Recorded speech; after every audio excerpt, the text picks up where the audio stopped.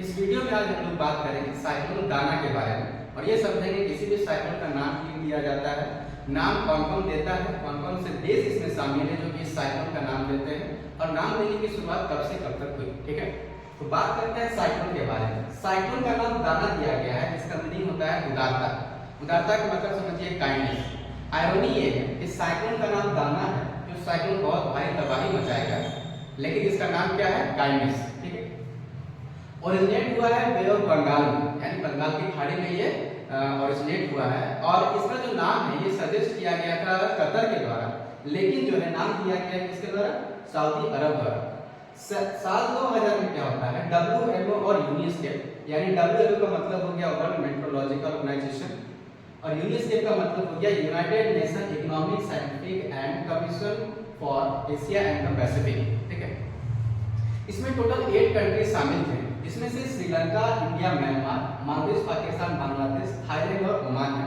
जो कि शुरू में जब ये बनता है तो टोटल 8 कंट्री ये शामिल होते हैं, जो कि साइक्लोन का जो भी साइक्लोन आएगा उसका नाम देंगे अल्टरनेटली।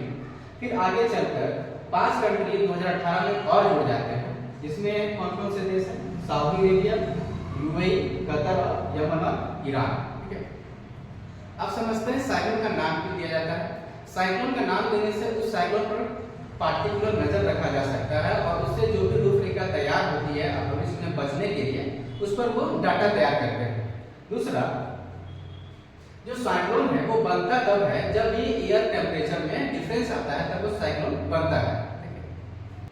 अब समझते हैं कि साइक्लोन बनता कैसे। तो देखिए, अभी जो साइक्लोन दाना आया है वो आया है बे ऑफ बंगाल की खाड़ी में। तो साइक्लोन बनता कब है? जब भी एयर प्रेशर में चेंजेस होता है।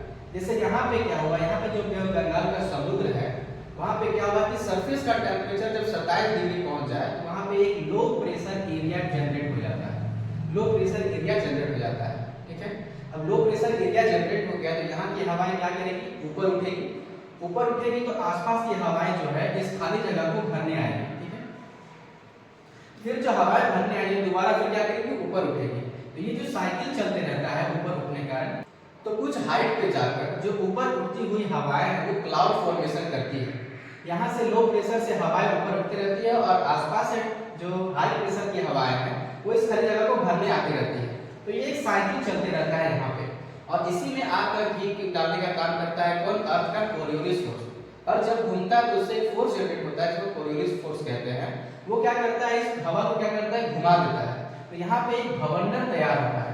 ये जो भवंडर है धीरे धीरे काफी बड़ा विशाल रूप ले लेता है और ये भवंडर धीरे धीरे विशाल रूप ले लेता है और आसपास में जो भी आता है इसके चपेट में उसको खत्म कर देता है, बर्बाद कर देता है।